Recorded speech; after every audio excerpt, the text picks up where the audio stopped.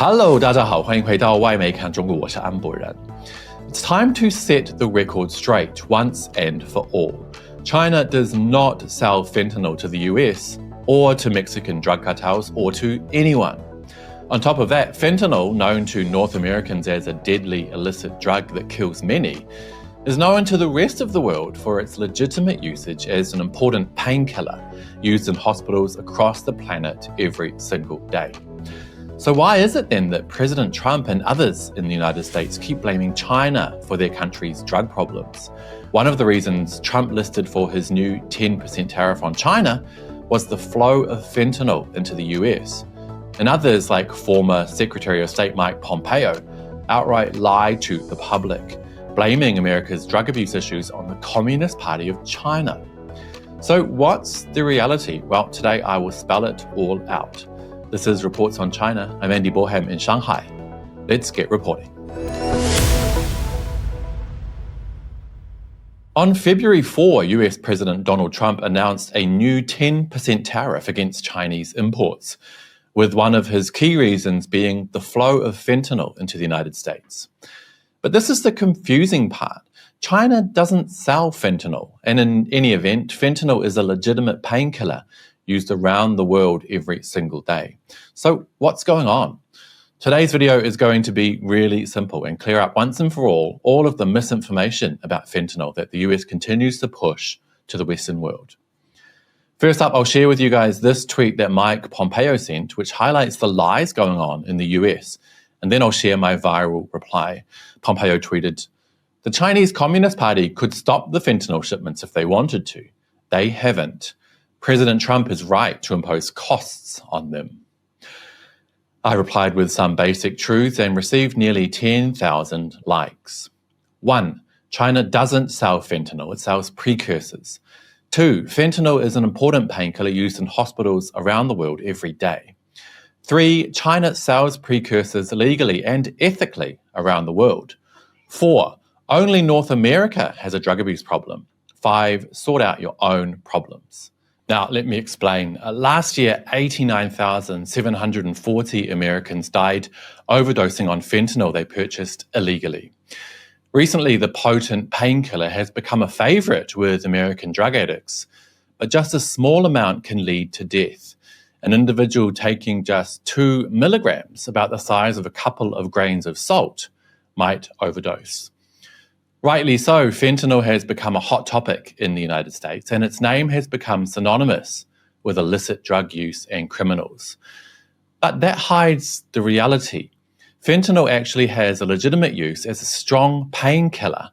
It's used after certain operations in hospitals around the globe on a daily basis, and it also is widely used with terminal cancer patients suffering immense pain. So why is China being blamed? Well, that's because China is the largest producer of fentanyl precursors, or ingredients, if you will, and it sells those chemicals legally around the world every single day, allowing countries to ultimately produce fentanyl to use in hospitals. China's sale of fentanyl precursors does not lead to drug abuse issues in most of the dozens and dozens of countries they're sold to, except, of course, for North America. Trust the United States and Canada with their widespread illicit drug abuse issues to turn another important and useful drug into a problem. On top of that, the US just likes to blame China for everything, so that aspect is nothing new, but it is still infuriating. Basically, because China sells one ingredient of an important painkiller, it's being blamed for America's entire drug abuse issue. Is that fair? Well, of course not. And it reminds me of the gun debate in the US, which is quite ironic. Here's another tweet I wrote. The same Americans who say it's not guns that kill people, it's bad people, also believe China should stop selling the precursors of an important painkiller because some bad people are getting a hold of them.